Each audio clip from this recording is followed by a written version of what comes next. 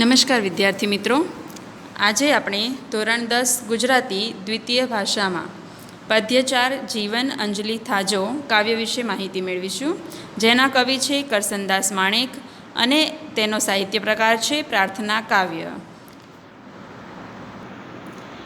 કાવ્ય વિશે માહિતી મેળવતા પહેલાં આપણે તેના જે કવિ છે કરસનદાસ માણેક તેમનો પરિચય મેળવી લઈએ.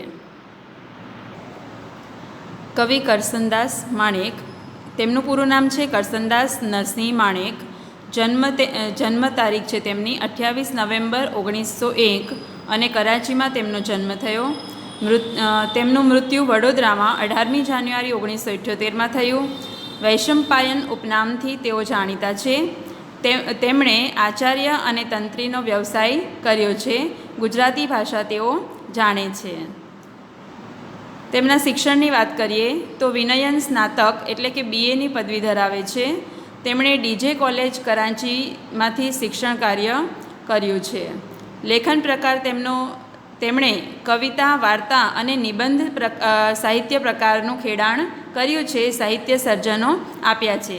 તેમના નોંધપાત્ર સર્જનો જોઈએ તો ખાખના પોયણા જે ખંડકાવ્યો છે, આલબેલ, મોહબ્બતને માંડવે, વૈશંપાયનની વાણી, પ્રેમ ધનુષ્ય, અહોરાયજી સુણીએ, કલ્યાણ યાત્રી, મધ્યાહન, રામ તારો દીવડો, આ બધા તેમના નોંધપાત્ર સાહિત્ય સર્જનો છે.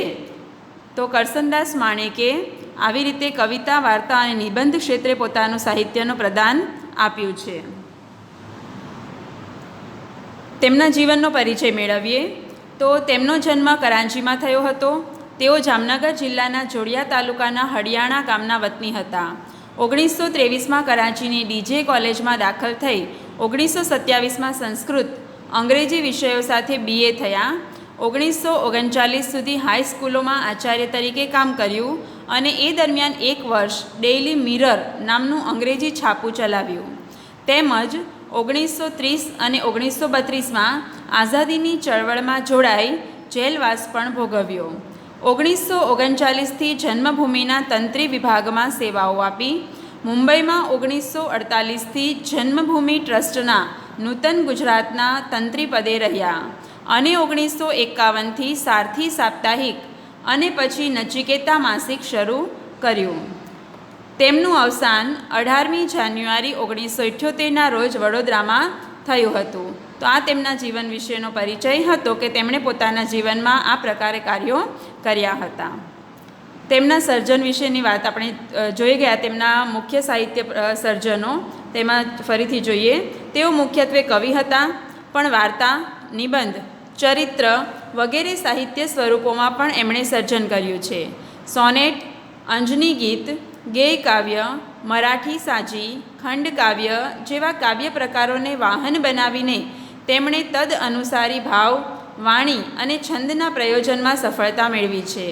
વૈશંપાયનની વાણીના કાવ્યો ધારદાર વ્યંગપૂર્ણ અભિવ્યક્તિને કારણે જન્મભૂમિમાં પ્રગટ થતા હતા. ત્યારથી જ લોકપ્રિય બની ગયા હતા. કરસનદાસ માણેકે અનેક કથાઓ, આઝાદીની યજ્ઞજ્વાળાના વર્ણનો, લઘુ નવલો અને ચિંતનાત્મક નિબંધો વગેરે ગુજરાતી સાહિત્યને આપ્યા છે. તો આવી રીતે કરસનદાસ માણેકે તેમનું સાહિત્ય સર્જન પણ કર્યું છે. હવે તેમનો આપણે પાઠ્યપુસ્તકમાં જે પરિચય આપ્યો છે તે જોઈ લઈએ. તો જીવન અંજલિ થાજો કાવ્ય, કવિ કરસનદાસ માણેક, જન્મ 28/11/1901, અવસાન 18/1/1978 જે આપણે જોઈ ગયા. કરસનદાસ નરસિંહભાઈ માણેકનો જન્મ કરાંચીમાં થયો હતો. તેઓ જામનગર જિલ્લાના હડિયાણાના વતની હતા. આલબેલ, મોહબ્બતને માંડવે, વૈશંપાયનની વાણી, મધ્યાહન વગેરે તેમના કાવ્ય સંગ્રહ છે. હરિના લોચનિયા અને લાક્ષાગૃહ નામની 2 તેમની જાણીતી રચનાઓ પણ છે. વૈશંપાયન ઉપનામથી તેમણે હળવી કટાક્ષમય શૈલીમાં કાવ્યો લખ્યા છે. ખાસ એમનું જે ઉપનામ છે એ યાદ રાખશો, કારણ કે પરીક્ષામાં પૂછાઈ શકે છે કે કરસનદાસ માણેકનું ઉપનામ જણાવો અથવા તો વૈશંપાયનનું પૂરું નામ જણાવો. તો કરસનદાસ નરસિંહભાઈ માણેક. એટલે તમને આવી રીતે કોઈ પણ રીતે પ્રશ્ન પૂછાય, તમને એનો જવાબ આવડવો જોઈએ. તો આ વૈશંપાયન એ કરસનદાસ માણેકનું ઉપનામ છે, એને યાદ રાખશો. હવે આ કાવ્ય વિશેની જરા પ્રાથમિક સમજ મેળવીએ. તો આ પ્રાર્થના કાવ્ય છે એ આપણે આગળ જોઈ ગયા. મેં તમને કહ્યું કે એનો સાહિત્ય પ્રકાર પ્રાર્થના કાવ્ય છે. ઘણી બધી જગ્યાએ આ ખૂબ જ જાણીતું છે. એટલે આ કાવ્ય જે છે એ પ્રાર્થના તરીકે ઘણી સ્કૂલોમાં પણ ગવાય છે. તો આ પ્રાર્થના કાવ્ય સુંદર અને ભાવવાહી છે. પોતાનું જીવન અંજલિરૂપ બને, અન્યને ઉપયોગી થાય તેવી માંગણી કવિએ અહીં વ્યક્ત કરી છે. ભૂખ્યા માટે ભોજન બનવું, તરસ્યા માટે જળ બનવું, દિન દુખિયાના આંસુ લૂછતા થાકવું નહીં, એ દ્વારા કવિએ બીજા માટે જીવવું એ જ સાર્થક જીવન છે તે સચોટ રીતે વર્ણવ્યું છે. સત્ય એટલે કે સાચને માર્ગે ચાલનારના માર્ગ પર પુષ્પ બની પથરાવવું, જીવન નૈયા હાલક ડોલક થાય ત્યારે પણ શ્રદ્ધાનો દીવો બળતો રાખવો, એવા નિસ્વાર્થ અને શ્રદ્ધાવાન જીવનની ઝાંખી થાય છે. અન્ય માટે જીવન સમર્પણ કરવાની દિવ્ય ભાવના જીવન અંજલિ થાજો એ ધ્રુવ પંક્તિ દ્વારા ખૂબ સરસ રીતે હૃદયમાં કોતરાઈ જાય છે. એટલે હવે આપણે આપણું જે આ પ્રાર્થના કાવ્ય છે જીવન અંજલિ થાજો, જેના ભાવ ખરેખર ખૂબ જ સુંદર છે. જે તમે સમજશો તેમ તમને એના ભાવ પણ ગમી જશે. તો હવે પહેલાં આપણે કાવ્યના રાગ વિશે જરાક માહિતી મેળવીએ. કાવ્યનો રાગ સાંભળીએ.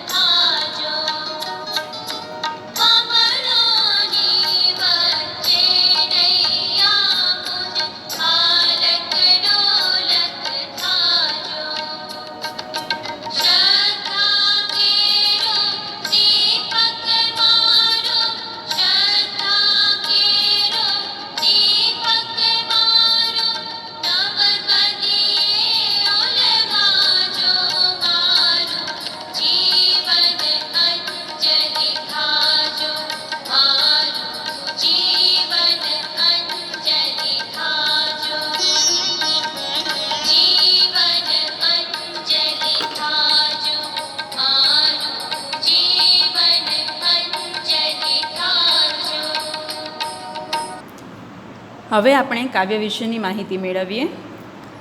તો જીવન અંજલિ થાજો, આની આ ધ્રુવ પંક્તિ છે.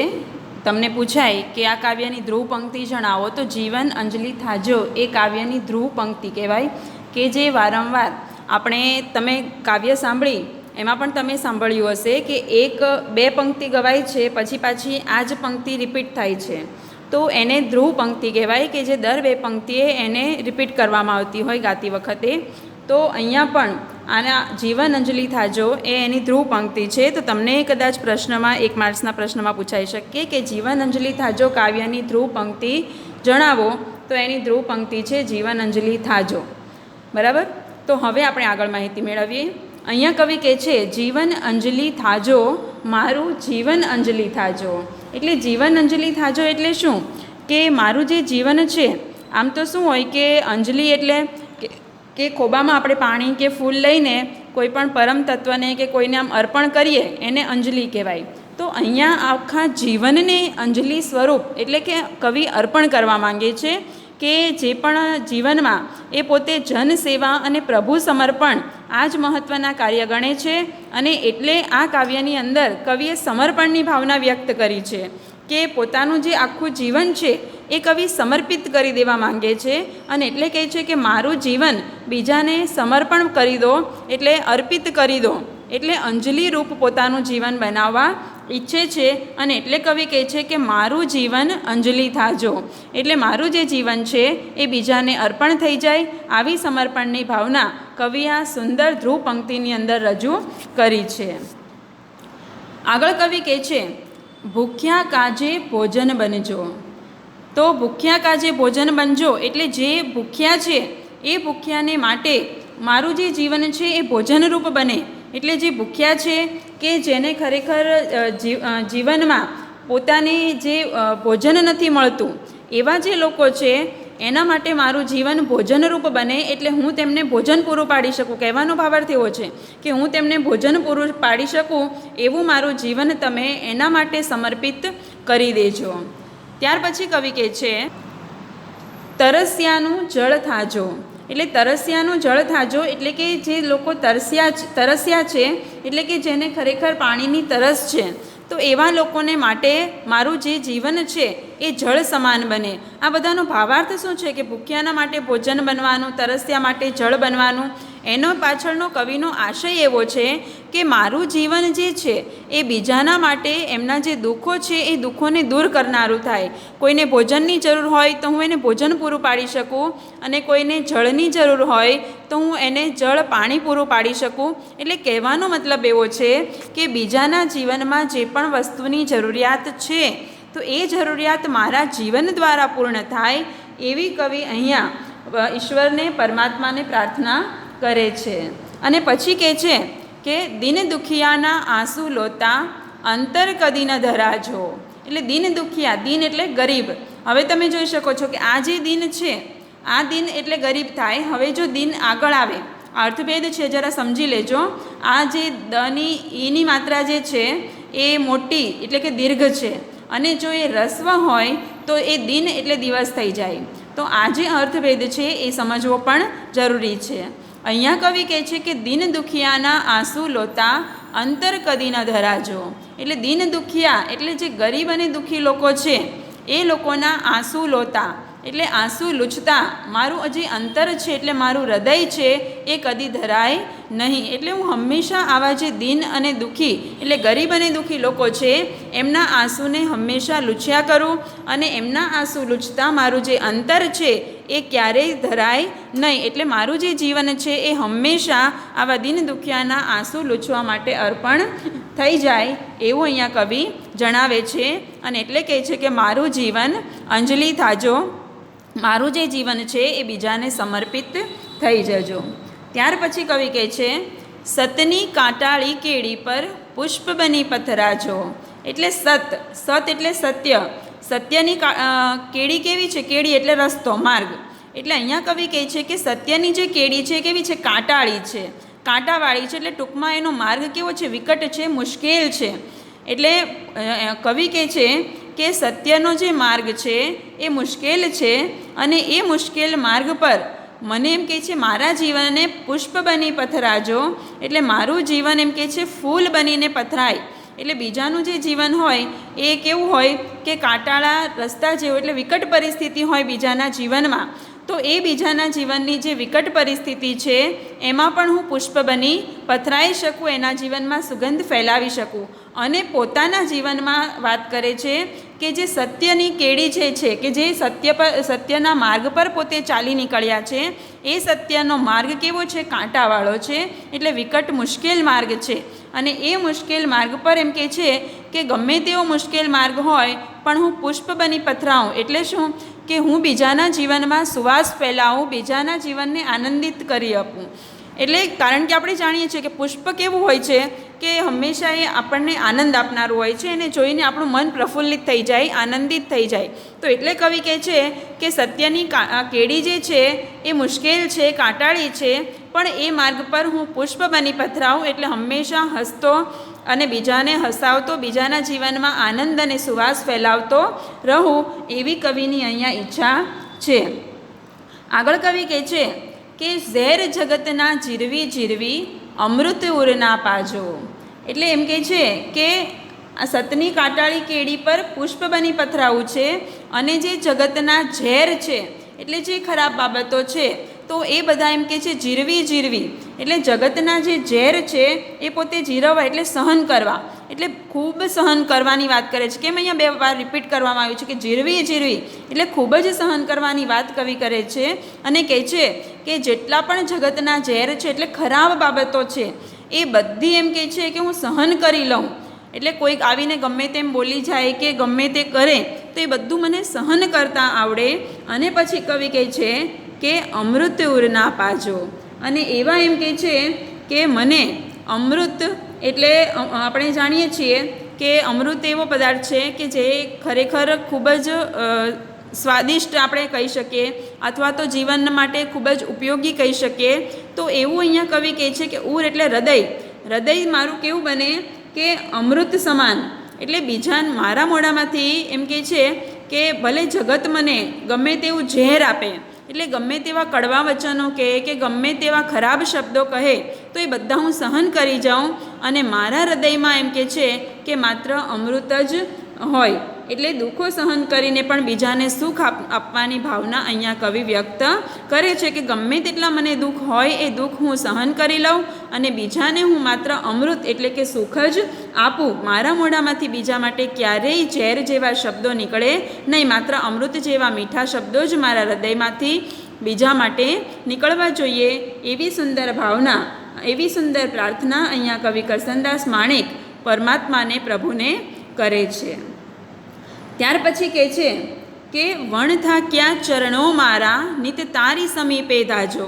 મારા ચરણો કેવા છે કે વણ થાક્યા રહે, એટલે હંમેશા થાકે જ નહીં, થાક્યા વગરના રહે એવા મારા ચરણો હંમેશા, નિત એટલે હંમેશા, અને તારી સમીપે ધાજો. તારી સમીપે એટલે તારી પાસે, અહીંયા પરમાત્માને કહે છે કે તારા દર્શન કરવા માટે તારી પાસે હંમેશા મારા ચરણો થાક્યા વગર ધાજો. ધાજો એટલે શું? કે દોડે, એટલે તારી પાસે જ માત્ર દોડે. એટલે હું ગમે તેવી રીતે એમ કહે છે ગમે ત્યાં હોઉં પણ મારા ચરણો ગમે તેટલું ચાલું તો પણ એમ કહે છે થાક્યા વગર માત્ર તારી પાસે જ હંમેશા દોડ્યા કરે. એટલે તારા દર્શન કરવાની જ એને ઈચ્છા હોય, એના સિવાય એ મારા ચરણો કોઈ તરફ જવાનો પ્રયાણ કરે નહીં. એવી અહીંયા ચરણ એટલે પગ, એટલે એવી અહીંયા કવિ ઈચ્છા ધરાવે છે. ત્યાર પછી કવિ કહે છે હૈયાના પ્રત્યેક સ્પંદને તારું નામ રટાજો. એટલે હૈયું એટલે હૃદય, એટલે એમ કહે છે હૃદયના પ્રત્યેક દરેક સ્પંદને, સ્પંદન એટલે શું? કે આપણા જે ધબકારા હોય, એટલે એમ કહે છે કે હૃદયના દરેક સ્પંદને શું થાય? તો કે તારું નામ રટાજો. પરમાત્માને, પ્રભુને પ્રાર્થના કરે છે કે મારા હૃદયના દરેક ધબકારે માત્ર તારા નામનું જ રટણ કરું, એવી હું ઈચ્છા ધરાવું છું. એટલે કવિ શું કહેવા માંગે છે કે દરેક ધબકારે પ્રભુના નામનું, એટલે કે રાત દિવસ કોઈ પણ સમય હોય પણ એમનું જો હૃદય ધબકે તો એ માત્ર પરમાત્મા માટે ધબકે અને એમનું જીવન અંજલિ રૂપ બનવા માટે ધબકે, એવી કવિની ઈચ્છા છે. અને એટલે એમ કહે છે કે રાત દિવસ માત્ર તારું જ રટણ કરવાની મને ઈચ્છા છે એવું અહીંયા કવિ જણાવે છે. અને એટલે પરમાત્માને કહે છે કે રાત દિવસ માત્ર મારા હૈયાના દરેક સ્પંદનમાં, દરેક ધબકારામાં માત્ર તારા નામનું જ રટણ હોય. અને એટલે પરમાત્માના નામ સાથે વ્યક્તિ જોડાયેલો હોય એટલે એનામાં સમર્પણની ભાવના આવી જ જાય. અને એટલે કવિ કહે છે કે મારું જીવન અંજલિ થાજો. એટલે મારું જે જીવન છે એ બીજાના સુખ માટે, બીજાના દુઃખ દૂર કરવા માટે હંમેશા તત્પર રહે, અંજલિ સ્વરૂપ બને, સમર્પિત રહે, એવી ભાવના અહીંયા કવિ વર્ણવે છે. ત્યાર પછી જોઈએ, કવિ કહે છે વમળોની વચ્ચે નૈયા મુજ હાલક ડોલક થાજો. એટલે વમળ, તમે પાણીમાં આવા વમળ જોયા હશે કે એકદમ આવા વમળ આવે તો કોઈ પણ વસ્તુ હોય એને પોતાની અંદર ખેંચી જાય. તો આજે નદીમાં કે દરિયામાં આજે વમળ આવતા હોય તો એવા વમળની વાત અહીંયા કવિ કરે છે કે આવા વમળની વચ્ચે નૈયા મુજ હાલક ડોલક થાજો. એટલે મારી જે નૈયા એટલે નાવ, અહીંયા કવિ નાવ કોને કહે છે એટલે ખાસ કરીને જિંદગીની વાત કરવા માંગે છે. અને એવી પરિસ્થિતિમાં કવિ કહે છે કે ભલે એમ કે વમળ આવે અને મારી નાવ જે છે એ સીધી જતી જતી હાલક ડોલક થવા માંડે તો પણ એમ કહે છે કે એટલે પરિસ્થિતિ, કહેવાનો મતલબ શું છે કે ગમે તેવી પરિસ્થિતિ આવે એટલે અહીંયા જે નાવ સીધી જતી હોય એ સુખનો સંદેશ આપે છે, એટલે શાંતિનો સંદેશ આપે છે. અને જે નાવ પછી હાલક ડોલક થઈ જાય, વમળ એ શું છે કે વમળ દ્વારા કવિ એવી પરિસ્થિતિનું વર્ણન કરે છે કે મુશ્કેલીઓ આવે અને એ મુશ્કેલીઓમાં આપણી નાવ જે છે હાલક ડોલક થાય એટલે આપણને દુઃખ થાય ટૂંકમાં. તો આપણે જે પરિસ્થિતિમાં દુઃખનો અનુભવ કરીએ છીએ એ પરિસ્થિતિમાં પણ કવિ કહે છે કે શ્રદ્ધા કેરો દીપક મારો નવ કદીએ ઓલવાજો. એટલે ભલે મારી નાવ એમ કહે છે કે આવી રીતે વમળની વચ્ચે હાલક ડોલક થઈ જાય એટલે કે મારા જીવનમાં ઘણી કપરી મુશ્કેલ પરિસ્થિતિઓ આવે તો પણ એમ કહે છે કે શ્રદ્ધા કેરો જે મારો દીપક છે એ ક્યારેય ઓલવાય નહીં, નવ ઓલવાજો એટલે ન ઓલવાય. એટલે મારો જે શ્રદ્ધારૂપી દીવો છે કે જે મને તારી પર શ્રદ્ધા છે, વિશ્વાસ છે, અને એ જે મારો શ્રદ્ધારૂપી દીપક છે એટલે એ દીપક અહીંયા શું છે કે કવિનું જીવન છે.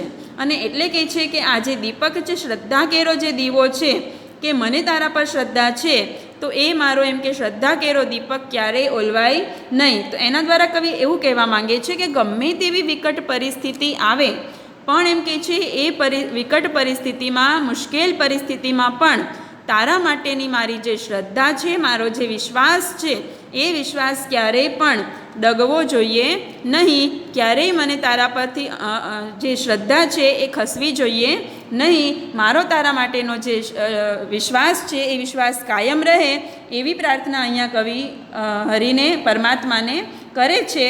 અને અંતે કહે છે જીવન અંજલિ થાજો, મારું જીવન અંજલિ થાજો. એટલે મારું જે જીવન છે એ આવી રીતે બીજાના માટે અંજલિ સ્વરૂપ બને, સમર્પણની જે ભાવના છે એ ભાવના રાખે અને આવી રીતે હું સદાય નિસ્વાર્થ સેવા કરતો રહું એવી કવિ ઈશ્વરને, પરમાત્માને પ્રાર્થના કરે છે. તો આમ આ જે કાવ્ય છે એ કાવ્ય જીવન બીજાના માટે સમર્પિત કરવાની ભાવના દર્શાવે છે. અને એટલે અહીંયા કવિએ દરેક પંક્તિમાં પોતાની ધ્રુવ પંક્તિ ઉમેરી છે કે જીવન અંજલિ થાજો, મારું જીવન અંજલિ થાજો. એટલે મારું જીવન બીજાના માટે હંમેશા મદદરૂપ બનતું રહે એવું જ મારું જીવન તમે બનાવશો એવી કવિ પ્રભુને પ્રાર્થના કરે છે. તો આમ અહીં આપણી આ કાવ્ય માટેની સમજ પૂર્ણ થાય છે.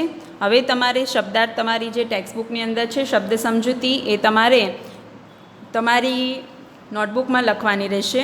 અને શબ્દ સમજૂતી લખ્યા પછી જે પ્રશ્નો આજે હું તમને અહીંથી આપું છું એ મોઢે કરીને તમારે તમારી નોટબુકમાં લખવાના રહેશે. તો તમારા આજના પ્રશ્નો છે, 2-3 વાક્યમાં ઉત્તર લખો. કવિ ક્યાં ચાલવાનું કહે છે, શા માટે? બીજો પ્રશ્ન છે, કવિ પોતાના ચરણોને વણથાક્યા કેમ કહે છે? અને ત્યાર પછી સવિસ્તાર ઉત્તર છે, જીવન અંજલિ થાજો શીર્ષકની યથાર્થતા સિદ્ધ કરો. આ ત્રણેય પ્રશ્નોના ઉત્તર મોઢે કરીને તમારે તમારી નોટબુકમાં લખવાના રહેશે. હવે આપણે જોઈએ કે આજે આપણું જે કાવ્ય છે જીવન અંજલિ થાજો એ કવિનો જે કાવ્ય સંગ્રહ છે હરિના લોચનિયા એમાંથી લેવામાં આવ્યું છે. એટલે તમને પૂછાય કે જીવન અંજલિ થાજો કાવ્યનું પ્રાપ્તિસ્થાન જણાવો, તો એનું પ્રાપ્તિસ્થાન છે હરિના લોચનિયા. એટલે હરિના લોચનિયા કાવ્યમાં સંગ્રહમાંથી જીવન અંજલિ થાજો કાવ્ય લેવામાં આવ્યું છે. તો આવી રીતે અહીં આપણી કાવ્ય માટેની સમજ પૂર્ણ થાય છે. આશા રાખું છું તમને સમજ પડી ગઈ હશે. એ સિવાય કોઈ પ્રશ્ન હોય તો તમે મને પર્સનલી મેસેજ કરી શકો છો. હવે અહીં આપણે આ કાવ્ય પૂર્ણ કરીએ છીએ. ફરી મળીશું આગળના પ્રકરણમાં. ધન્યવાદ.